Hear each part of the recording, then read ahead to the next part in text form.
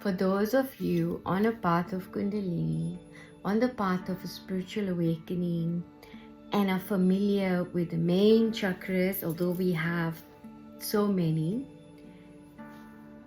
you will know about one chakra that we refer to as Swadhisthana.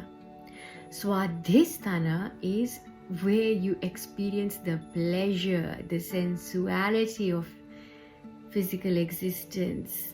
You experience all of the sensations here, the sensuality of life, sexual desire. This is where you experience the taste.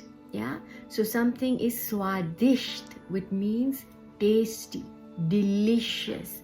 This is where we are prone to running away with what is feeling pleasurable, as opposed to, say, doing the right thing or doing what's good. This is a place of being in our comfort zone. So we can either remain in our comfort zone or want to go past our comfort zone. We can either be chasing after that sensation, or we can be chasing after that, oh, I'm feeling so blissed out, or oh, I had one orgasm, I want another one, or I had one partner, that's not enough for me, I want to go for another one, or I had one tasty dish, that's not enough, and then gluttony takes over. I have one pair of, I have one sari, but I want another 10. So there is never an end, and this is where, if it is out of balance, you're either going to be shut down to sensory pleasures, or you're going to be over pronounced. So it's going to either be it's amplified, or it's going to be the other way. Either way, if your Kundalini gets to this point, it's going to remove everything that's in the way, either way, of you experiencing a balanced place there. So Swadhisthana, which is you can revel in the beauty of life, you can experience the beauty of life, but you don't run away with your senses. So your senses will sense things, like you'll experience, you can feel bliss, so you can think, oh, look at the sky, it's so beautiful, it's so ethereal, and you feel that, and you feel it inside of you. You experience that beauty, or you could see a woman or a man, or and you think, wow, they're just, but you don't run away with the sensation. You don't run away with the senses. They don't take over you.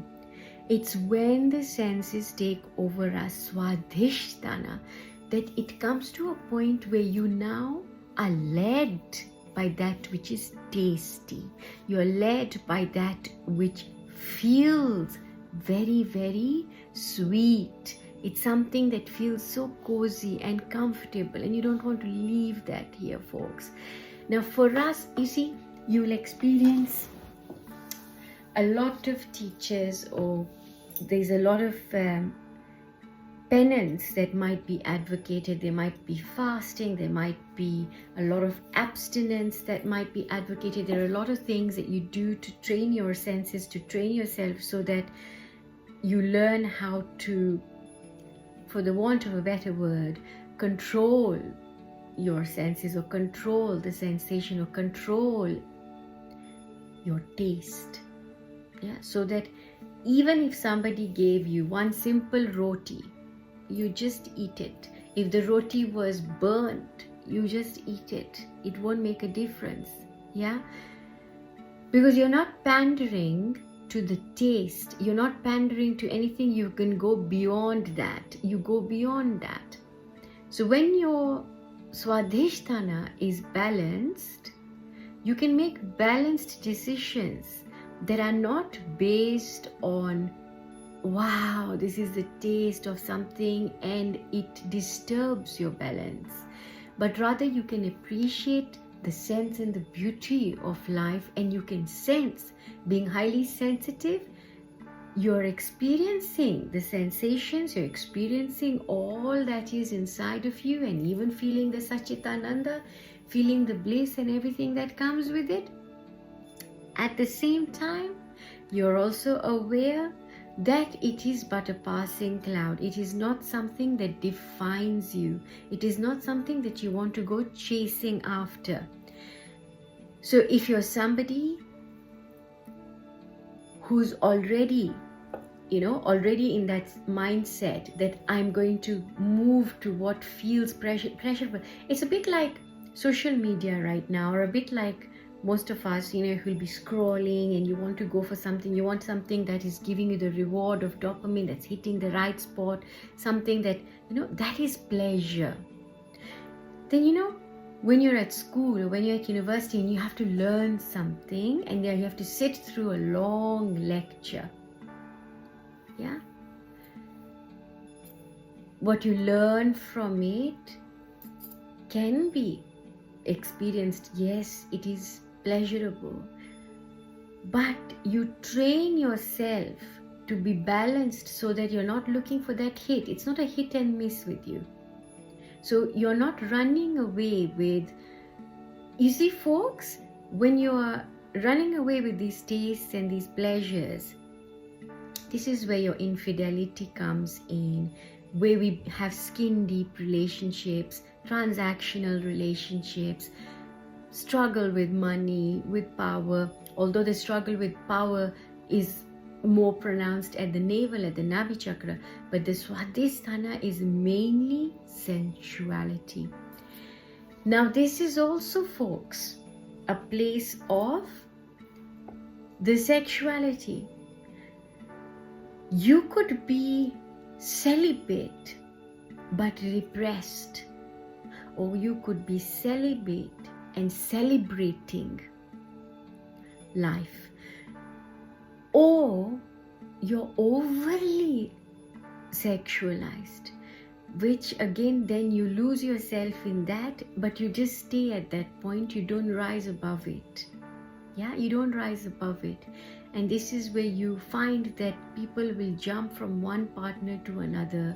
They won't get the satisfaction, and they'll think that, and it's a pattern, it's a loop that you're in all the time, because what you're looking for is a balm. What you're looking for is something to massage those taste buds of yours. You're not actually looking for anything real, because you can't look for anything real, because you've not reached that real balance inside of yourself, because you're still out of balance in that.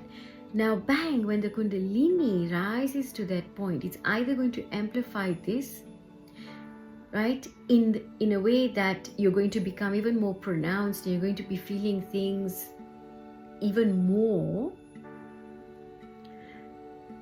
or it's going to come to a point where, so if you're celibate and repressed, you won't be able to repress.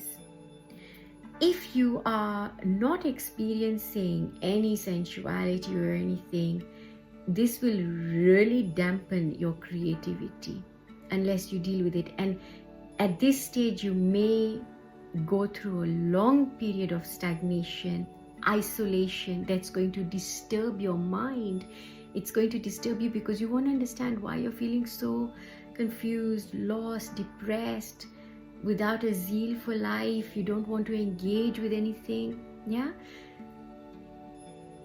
So with your Kundalini ascent, if you've got a practice in place and you're aware of how this is, and how you gain an awareness is to see what is most pronounced in me right now.